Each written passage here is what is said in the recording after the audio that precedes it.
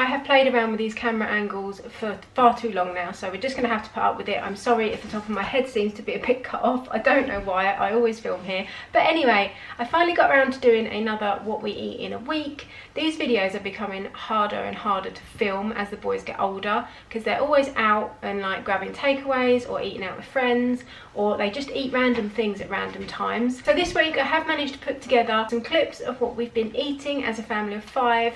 There is myself, my husband, we've got a 15-year-old, an 18-year-old and 20-year-old boys, men, it's debatable, that they eat a lot and have very big portions and they're never satisfied. But before we get started, I just wanted to ask if anybody's got any feedback, like the kind of content you'd like to see on this channel, like if there's anything specific. I know a lot of people keep saying, am I going to bring back the book videos?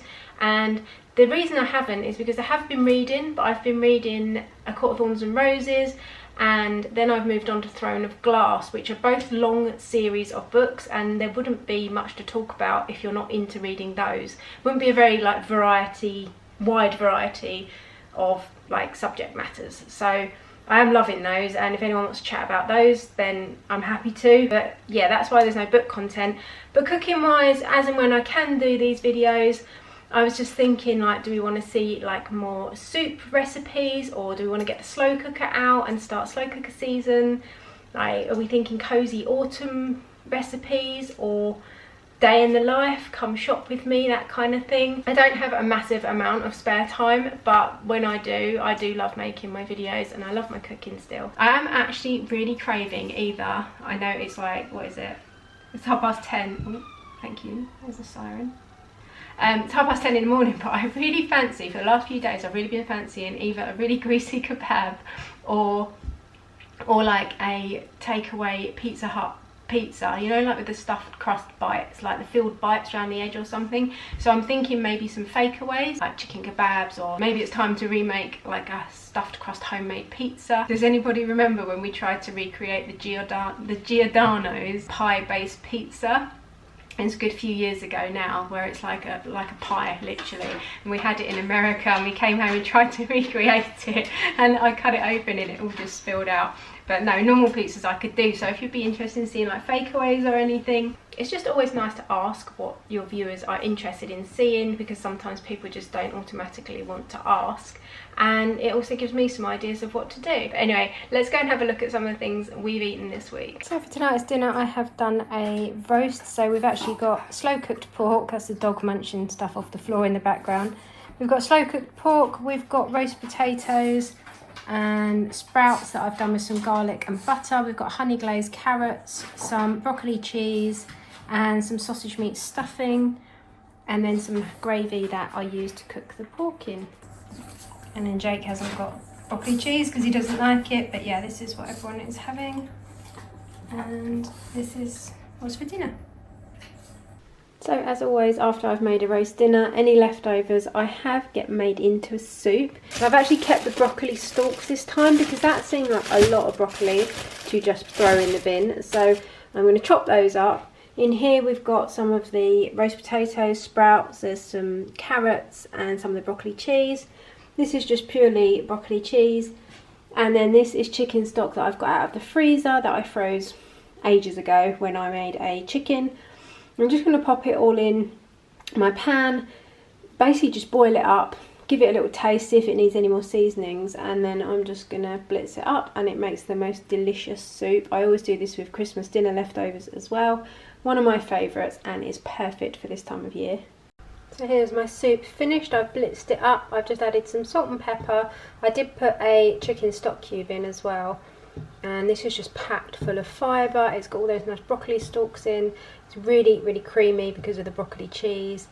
And yeah, I've made a massive portion. So this is probably going to, or massive portion, a massive saucepan full. This has probably got about 8 portions in there, I'd say. So that's my lunch for the next week or so. And yeah, I know it's not appetising looking, but trust me, it's a really good way to use up your leftovers. So I made my leftover roast dinner soup with the leftover veg, and then the leftover pork I've done some oven chips and a few wedges because I didn't have enough chips. Then I put the leftover pulled pork on top, some grated cheese that's gone in the microwave, And just some onion rings, really nice, easy one after all the veg and everything yesterday. Something really quick and less stressful to cook.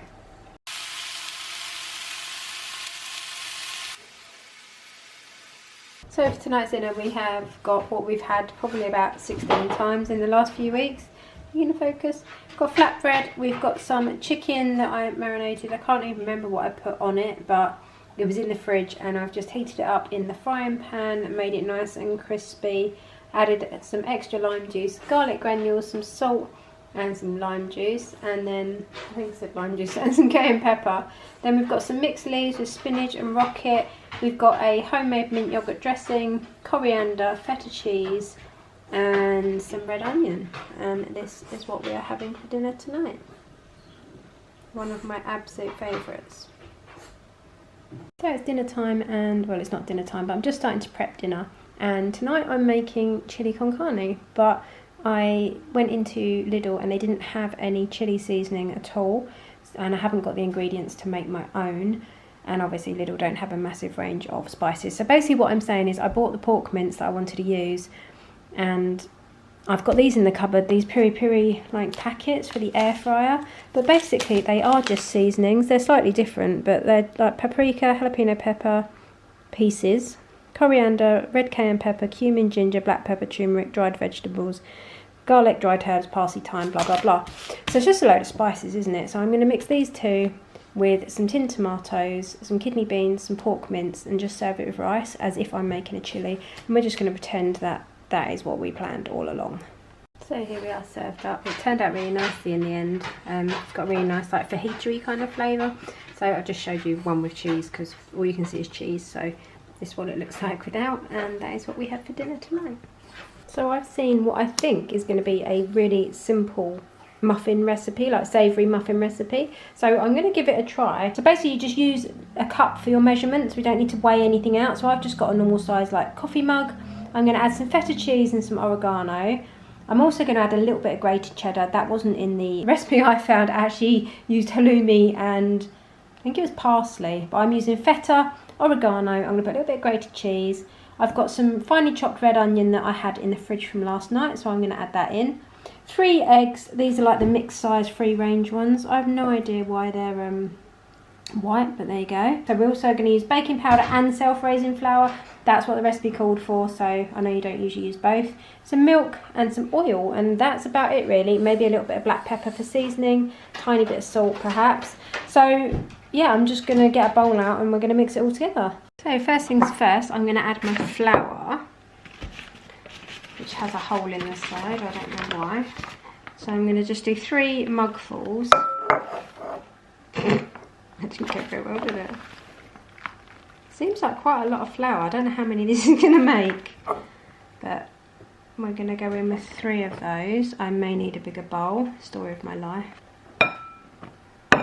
So to add to that, we need 1 mugful of milk. I'm just using semi-skimmed. I don't think it really matters. So I'm going to fill my mug right to the top and add in the milk.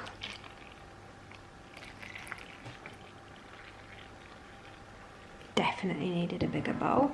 Let's move you back a little bit so maybe you can see a little better. Then you need half a cup of oil, any oil, it doesn't matter what you've got. I've just got rapeseed because that's what I have in. So we're going to have half a cup of oil. And next up we're going to crack in 3 eggs. Doesn't seem a lot, but it's what it says.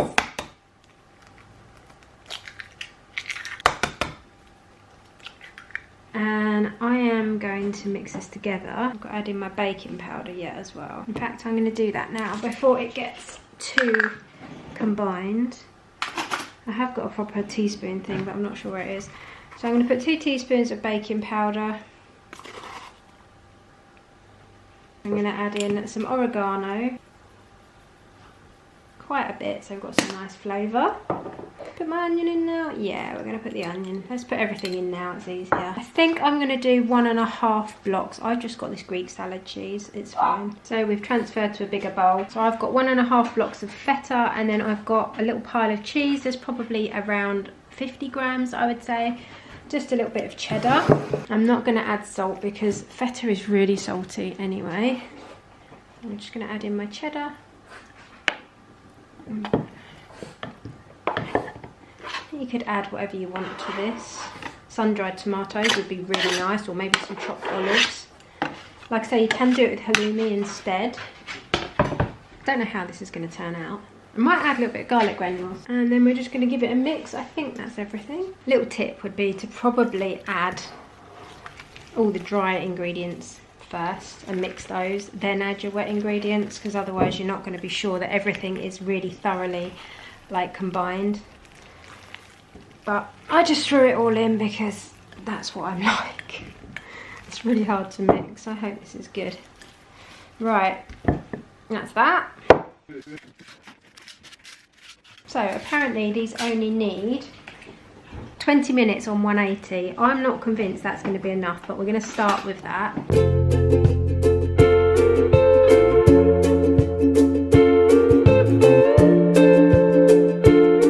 Batch one, and I think I'm going to have to get another oven tray out because I've got quite a lot of mixture left. So these are going to go in at, I've turned my oven down to 180 because the recipe says 180 for a fan oven, and I'm going to give them 20 minutes, but I'm convinced they're going to need longer. We shall see. So our muffins are out of the oven. I did mine on 180 and they took 30 minutes in the end, and I would say that's just about perfect. So I got these 12, and then there's another 6, well, there's actually 5 over there. They've just finished baking, 5 because my mum took one home with her. But yeah, they look really, really good. I'm going to open one up and show you the inside. So this is one of the slightly smaller muffins out of the other tray. Oh, look at that. Nice big chunk of feta, the red onion, and they're really spongy and soft. What I love about feta is that it doesn't melt completely, so you've still got really chunky, feta-y chunks. So yeah, there we go. And I think these are just gonna be perfect for picking up for a really quick breakfast. So tonight's dinner is not very exciting, but it is this pizza. I thought I would show you because it looks really good and it smells amazing. So we have got this one. It was a yellow sticker. It is the chicken Kiev and garlic butter with creamy mascarpone bechamel base, and it's supposed to be £6.50, which is quite a lot because considering you get that and then you get that. But we've also put some chilli jam on that we bought in a farm shop near Brighton when we went away. What is it called? Traclements, fresh chilli jam, really nice. And we've had the mustard, hot mustard as well, of this like brand, whatever it is. That's really good. So we've added some of that, and that's what we are having tonight. So for tonight's dinner we have curry with some pressure cooker rice and a naan bread. Can't even think what they are, but they're deli kitchen ones. They've got like coriander, they're like flame grilled. The curry is a mix of 2, and I've also put some chopped spinach in there, and I always add my own garlic, onions, seasonings like chilli, and then I add 2 different indie grand sauces because they're really good and they have really nice ingredients in them. They don't have a load of like artificial flavourings, they're just natural. So yeah, I think I did buttered chicken and madras today, and this is what is for dinner tonight.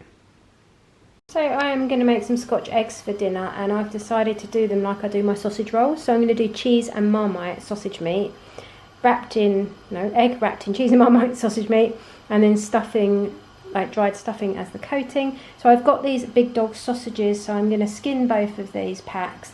I've got probably, I'd say there's maybe 100 grams, maybe 150 grams of grated mature cheddar and a couple of tablespoons of Marmite. I'm going to mix it all together. My eggs are boiling, and then I will show you a little bit more as I go. Right, so I've got my sausage meat mixed with my cheese and Marmite. I'm not going to add any seasoning because the sausages are already seasoned and the Marmite is quite salty. And then I've got my eggs, so I'm just going to weigh out, I think I've worked out about 120 grams per egg. I usually do somewhere between 100 and 120, and then I will just roll them in my stuffing. So they've turned out absolutely massive, like compared to my hand, they're like a good size scotch egg. So I've made 10 altogether. I've put 7 in the fridge, but I can't fit any more in there, so I'm going to air fry these ones because these will probably be leftovers anyway. So I'm going to do them on 180, and I'm going to go in at about 18 minutes to start with. I'm also going to spray them with a little bit of spray vegetable oil, and I'll show you when they're done. I have to excuse the dog eating sounds, but they look absolutely stunning. You can just see where the onion in the sage and onion stuffing has kind of caramelised. Cheese is oozing out of little pockets, and we've gone really, really nice and crispy. So I will cut one open and show you and see what we've got inside. Just had to take them out and show you all that cheese, like where there's pockets of it that are sort of stuck together. And you can really taste the Marmite even just from like licking my fingers after lifting them out because they were so hot. The Marmite flavours come through really strong, so I'll show you inside. The Scotch eggs turned out amazingly. They are not too hard in the middle at all. They've still got a little bit of softness, and I have it on good authority that they taste delicious. This is sriracha coleslaw, this is cucumber, this is tomato, and this is one of the boys, so they're having 2 Scotch eggs. And yeah, that is what they're having for dinner. Well, it's what we're all having for dinner.